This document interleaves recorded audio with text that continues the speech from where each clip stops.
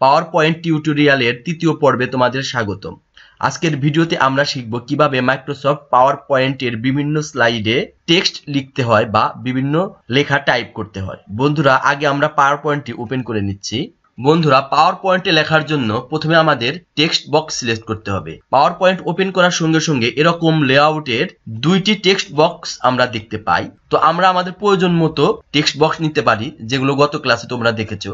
আমরা যে কোনো একটি টেক্সট বক্সে লিখবো, যে টেক্সট বক্সে লিখবো সেই টেক্সট বক্সটি ক্লিক করে সিলেক্ট করতে হবে। আমরা লিখছি আমার সোনার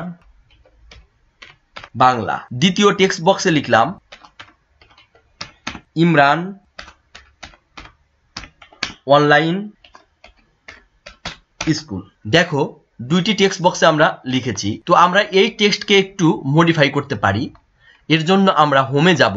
হোমে গিয়ে দেখো এখানে ফন্ট সাইজ 60 দেওয়া আছে। এটা ইচ্ছা মতো আমরা ছোট বড় করতে পারবো। আমরা যদি বেশি নেই তাহলে বড় হবে, ফন্ট সাইজ কম নিলে ছোট হবে। ঠিক নিচের ক্ষেত্রেও প্রথমে লেখাটা আমরা সিলেক্ট করব, তারপর টেক্সট সাইজ নিব। দেখো, আমরা যেটা সিলেক্ট করব সেই সাইজেই হয়ে যাবে। এখন যদি আমরা এই লেখাটা ইটালিক করতে চাই, অর্থাৎ বাঁকা করতে চাই, তাহলে এখানে আই আইকনে ক্লিক করতে হবে। দেখো, বাঁকা হয়ে গেল। আবার যদি ক্লিক করে সোজা হয়ে যাবে, আবার ক্লিক করলে বাঁকা হয়ে যাবে। আবার যদি এই লেখাটাকে আমরা মোটা করতে চাই বা বোল্ড করতে চাই, তাহলে বিতে ক্লিক করতে হবে। একবার ক্লিক করলে মোটা হবে, আবার যদি ক্লিক করি তাহলে চিকন হয়ে যাবে। এখন যদি আমরা এই লেখাটা রঙিন করতে চাই, তাহলে লেখাটাকে আমাদের সিলেক্ট করতে হবে। তারপর এইখানে দেখো এ এর মতো নিচে রঙিন চিহ্ন আছে, এখানে আমরা ক্লিক করব। দেখো বিভিন্ন কালার আসলো। আমরা যে কালারটা সিলেক্ট করব সেই কালার হয়ে যাবে।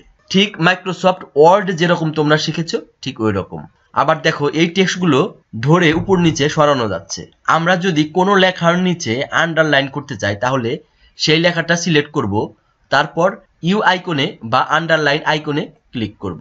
আবার যদি ইউ আইকনে ক্লিক করি তাহলে আন্ডারলাইন রিমুভ হয়ে যাবে। বন্ধুরা, এই কাজগুলোই তোমরা কিন্তু শর্টকাট ওয়েতে করতে পারো। সিলেক্ট করে তোমরা যদি কন্ট্রোল আর বি একসাথে প্রেস করো তাহলে মোটা হয়ে যাবে। আবার যদি কন্ট্রোল প্লাস বি ক্লিক করো আবার চিকন হয়ে যাবে। আবার যদি কন্ট্রোল এবং আই দাও তাহলে লেখা বাঁকা হয়ে যাবে। আবার যদি কন্ট্রোল এবং আই দাও তাহলে লেখা আবার সোজা হয়ে যাবে। আবার একইভাবে তোমরা যদি কন্ট্রোল প্লাস ইউ চাপো তাহলে লেখার নিচে আন্ডারলাইন হয়ে যাবে। আবার যদি কন্ট্রোল প্লাস ইউ চাপো তাহলে আন্ডারলাইন রিমুভ হয়ে যাবে। ঠিক অনুরূপ মাইক্রোসফট ওয়ার্ডের মতো। বন্ধুরা, আজকের পর্ব এই পর্যন্তই। পরের পর্বে আমরা আরো মজার জিনিস শিখব। বন্ধুরা, ভিডিওটি ভালো লেগে থাকলে চ্যানেলটি অবশ্যই সাবস্ক্রাইব করবে এবং এরকম আরো ভিডিও পেতে পাশে থাকা বেল বাটনটি ক্লিক করবে। ভিডিওটি দেখার জন্য তোমাদের অনেক ধন্যবাদ।